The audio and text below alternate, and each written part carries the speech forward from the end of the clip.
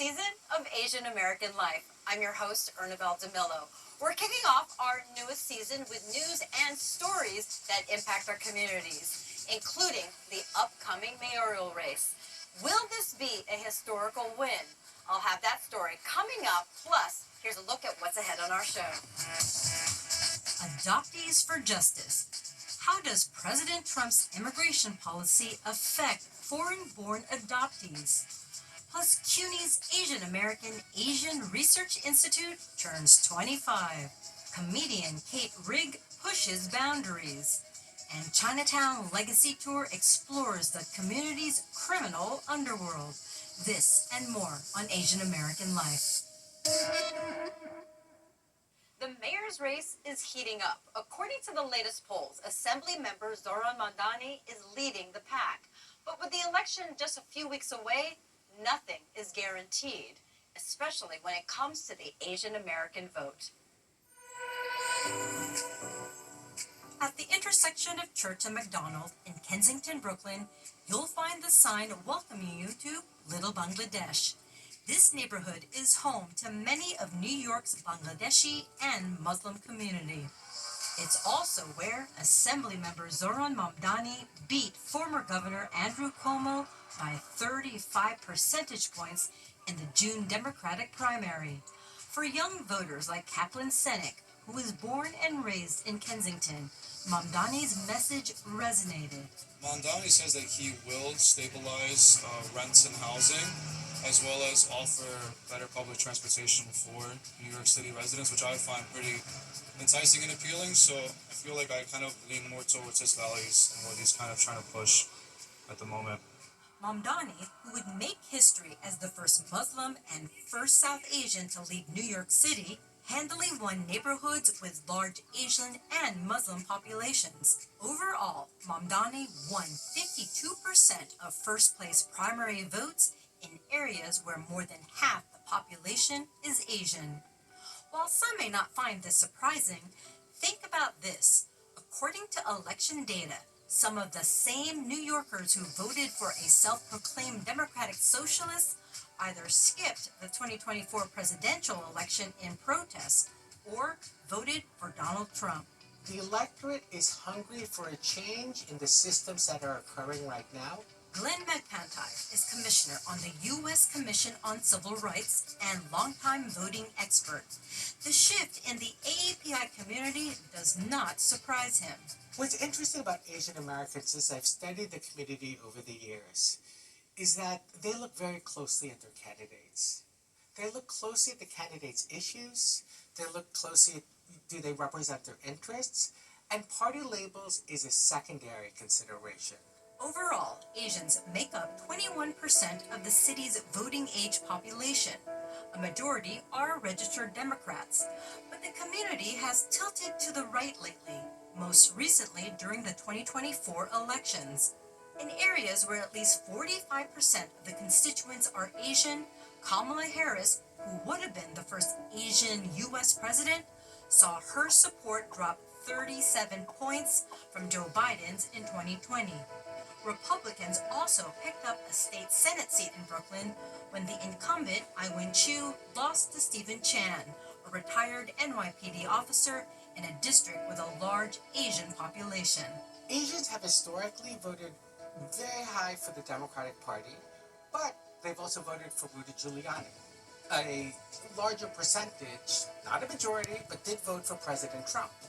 We have seen Asian Americans move from the Democrat to the Republican candidates, and they look for the candidates who best represent their interests. They look for the candidates who work for their vote. And working for that vote means more than just a rally or photo op in Chinatown or Flushing. So it starts with a level of care to understand a community, the needs, what our communities are facing, and how to reach those communities. And so I think that that's going to be really important for any candidate to do, and to recognize that, we can't be defined by stereotypes. We can't be defined by any lenses that carry bias, that we really need to be understood for a very diverse community that the Asian American Pacific Islander community is. Anita Gundina, co-executive director of CACF, the Coalition for Asian American Children and Families, reminds us that AAPIs are not a monolith. So how do you reach this diverse community of 1.3 million people across 30 ethnicities who speak 50 different languages? Speaking to our communities involves speaking in the language that our communities understand and reaching our communities in ways that they receive information, which is not going to be maybe the traditional modalities of information transmission. So there could be ethnic press or ethnic social media or different kinds of channels through community leaders or faith-based institutions. Before the primary, CACF hosted a mayor's forum to give the community an opportunity to hear from the candidates. Mamdani did not attend, citing scheduling conflicts. Cuomo also did not attend. CACF did not release a formal statement on their absence. And make no mistake, this campaign is reaching every corner of the city. What Mamdani has been doing is walking the streets of the city with his volunteers, chronicling it all on social media. He also released videos in different languages that resonated with the South Asian community. Remember this one with him explaining ranked choice voting in Hindi using Mango Lassi. ये system ऐसे काम करता है सबसे पहले first choice votes count होते हैं His website also includes a drop-down for other languages, including Bangla, Hindi, and Chinese. As of press time, the other candidates, including Cuomo and Adams, don't offer this option. Mamdani also has energized the Muslim community in New York. The Muslim American community of New York City has played a pivotal role in this campaign. According to the Council on American Islamic Relations, more than 350,000 Muslim New Yorkers are registered to vote, but only about 12% cast ballots in the last mayor's election in 2021. That number is expected to rise come November. And that we have a vast Muslim community in New York City, I feel like it's, in a way, putting the religion on a larger scale on the map as a culture and as a community. There are an estimated 1 million Muslims living in New York City, many of whom identify as Asian. Many people think of Muslims as coming from the Middle East, but most of the world's Muslims are in Asia. And so that helps because people see Mamdani as a candidate who looks like them. They see a candidate who's never looked like them, who has their belief system, and a candidate who has the issues that they believe in. So there's a lot going for Mamdani, but I would not take the Asian vote for granted. With Election Day just a few weeks away, all eyes are on how this fast-growing, diverse voting bloc will help decide who will lead New York City. For Asian American Life, I'm Erna Beltamillo.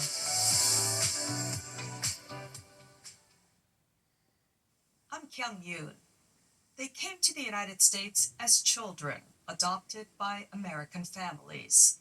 But for tens of thousands of international adoptees, citizenship was never guaranteed, and some are living in fear of being deported to countries they barely know. No, I mean, I think most people would assume that if you are adopting a child from another country into your family and they are taking your legal name, that that child would have citizenship automatically, that that child would have the same rights as their siblings of the families that they're adopted into. I did not have, nor did many adoptees have the same automatic citizenship as a sibling that was born biologically to my adoptive parents. Alicia Bennett was adopted from Korea at just 3 months old. Her American parents took the crucial step of applying for her citizenship when she was a child, but many adoptees weren't as fortunate and faced significant barriers throughout their lives. They cannot access Social Security benefits. They cannot access a U.S. passport, and they are all currently, right now, the ones that are residing in the United States, they're all at risk of deportation. Advocates say President Trump's second term has deepened fear among adoptees without citizenship. With expanded enforcement and a broader interpretation of deportability, some worry that even minor infractions or public criticism could lead to removal, despite their having spent most of their lives in the United States. They were brought here when they were babies, small children. They were raised here. They went to school here. They worked here. They created their own families here. They got married. They have children. Many of them now are deported and have been sent back to their birth country alone. One tragic example is Philip Clay, a Korean adoptee deported from the U.S. who later took his own life in South Korea. His story underscores the devastating consequences of inadequate support for adoptees forced to return to countries where they may have no family, no language skills, and no safety net. Adoptee has the right to citizenship. When the advocacy organization Adoptees for Justice asked Alicia Bennett to lead a support group for adoptees without citizenship, she didn't hesitate to say yes.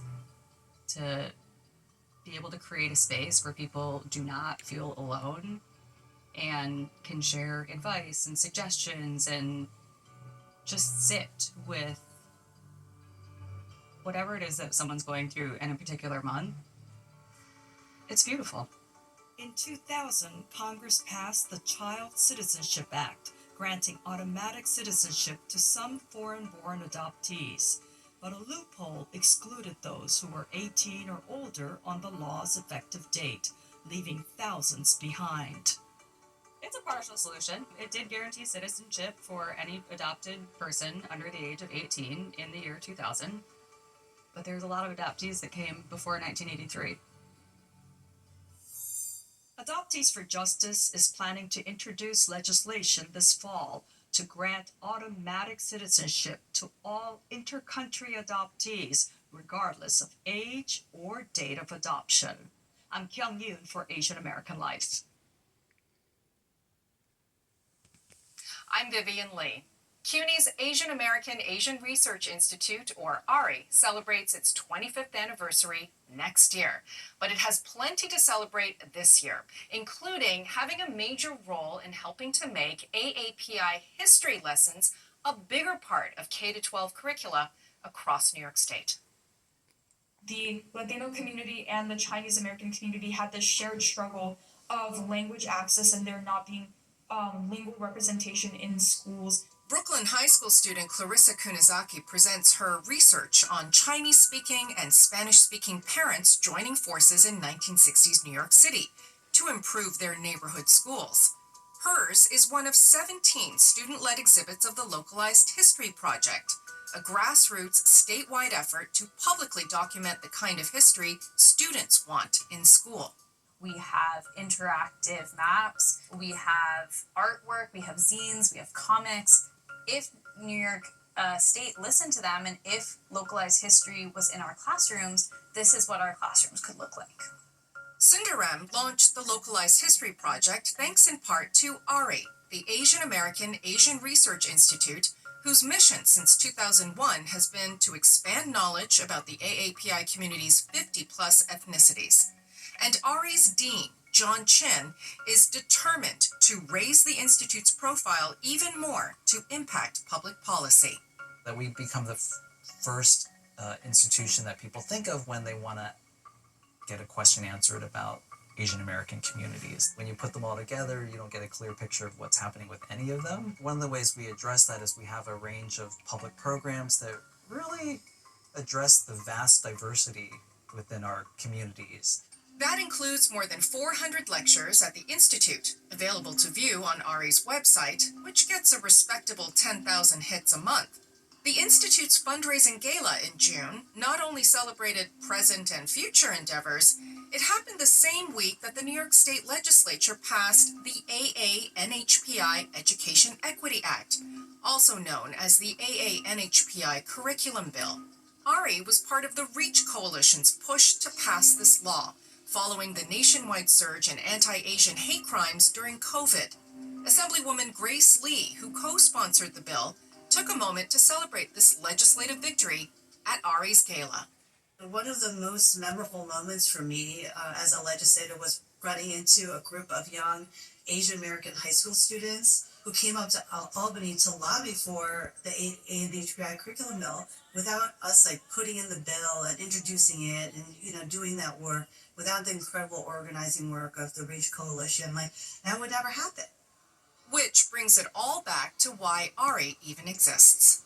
It's great that we have Ari because Asian Americans are, on the one hand, a fast-growing demographic group with distinct characteristics, and on the other hand, so often neglected when people talk about, well, anything but public policy, where there just isn't any data.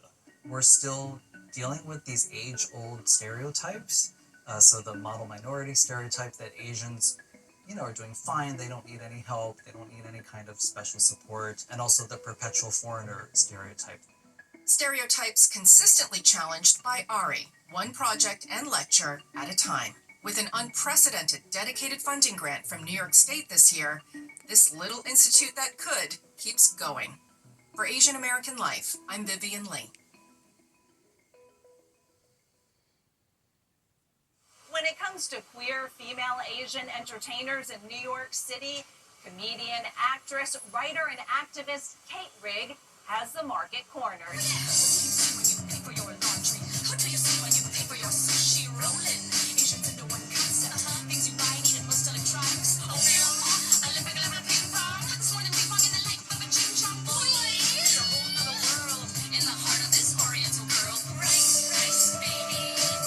Hilarious, provocative, and profound. Entertainer Kate Sia Ha-un Rigg has spent decades exploring and challenging stereotypes of Asians in America through song, dance, and comedy, dating back to Kate's first show, Kate's Chinkorama. First I wasn't pretty. I was petrified. Thinking I could never live without American GI. At the time that I launched that show, all the Asians in mainstream media were like, 3-generation of fishermen looking for pearls by the river, or, a mother teaches her daughter to play mahjong, and then they drink tea. That was it, right? Or it was really egregious stereotypes, like the character Long Duck Dong in 16 Candles, which was a kind of a buffoon foreign student. And there was really a deep perception of Asians in America as foreigners, no matter how many generations they've been here, So we took the word chink, the way that Leguizamo took the word spick, and we made it a chink-o-rama. And I actually got a lot of crap for that at the time. Not a lot.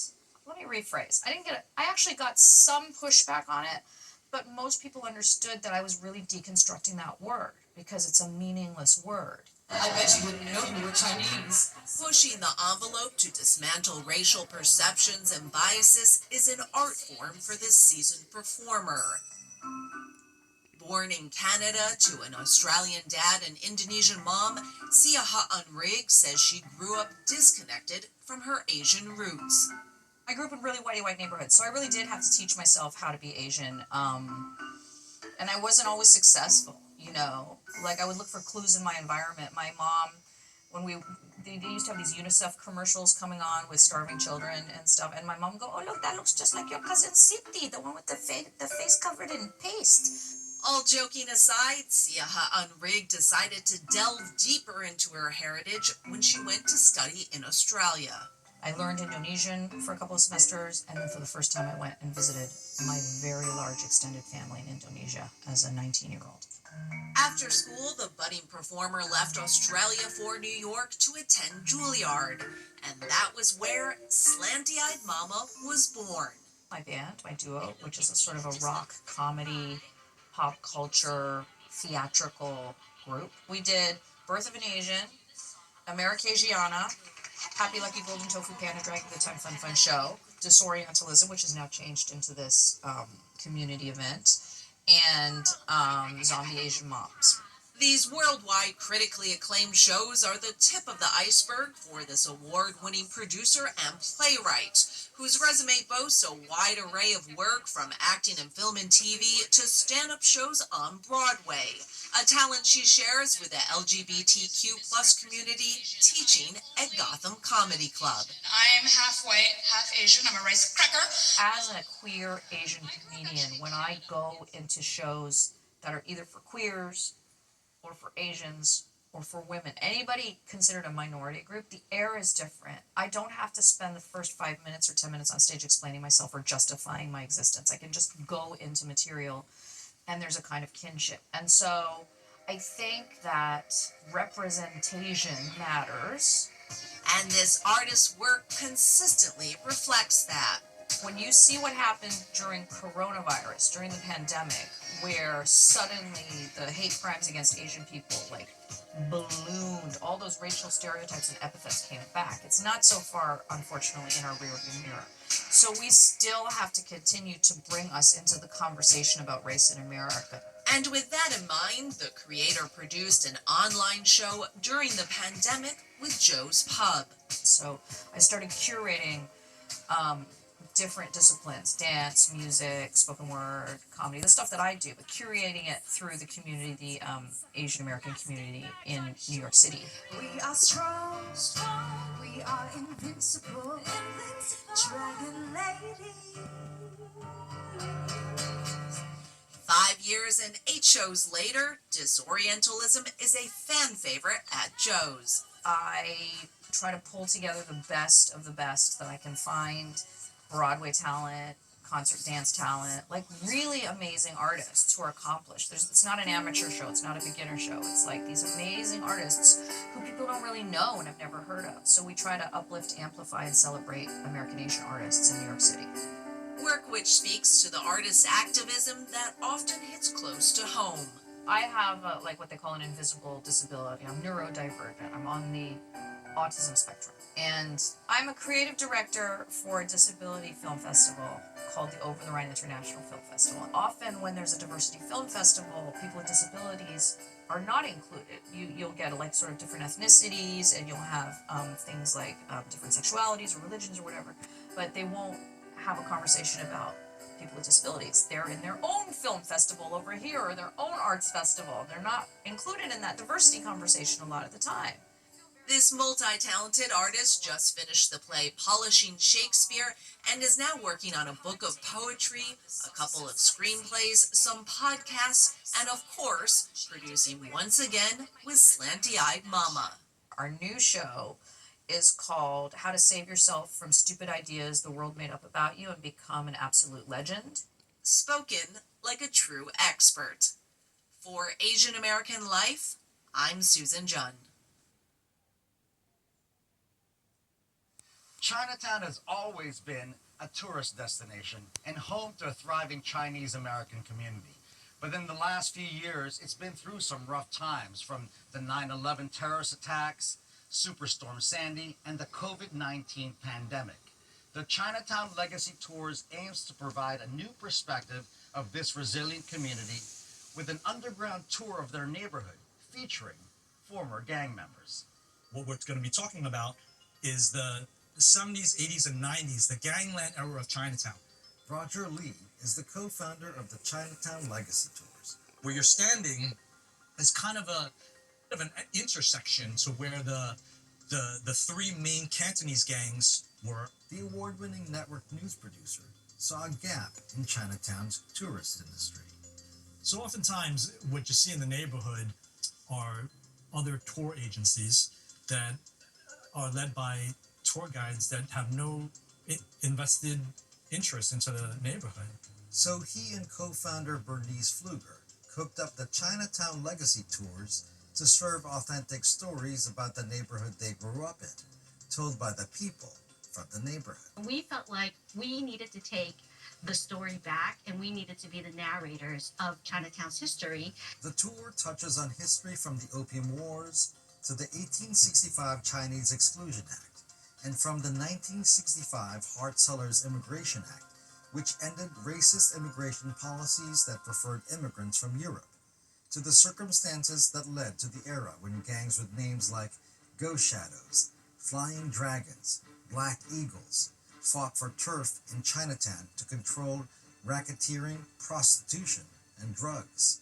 By the late 1980s, these gangs, made up of mostly young Chinese American men, dominated the heroin trade in New York City. For those that came in without skills, that first generation, it's tough. There's a lack of economic opportunity, real good paying jobs, professional white collar jobs, right? That if you didn't have a college degree, you couldn't speak the language, you're excluded from that. Roger says back in the 1980s, Chinatown was full of low-wage manufacturing jobs. Some latchkey kids whose parents worked long hours were lured into gang life, including a few neighbors. My block was the stronghold of the Flying Dragons. So a lot of them went to school with my older sister. So a lot of them saw me or knew me since I was about 5 or 6 years old. So they kind of knew I was a kid in the neighborhood, and oftentimes they kind of looked out for me. This lived experience is an integral part of the Chinatown Legacy Tours. Having our guest speakers, our former gang members or retired police people, we just felt like that was an important part of Chinatown's history. All our tour guides are native guides. All our guest speakers are from the area, and it's what they're telling you is authentic.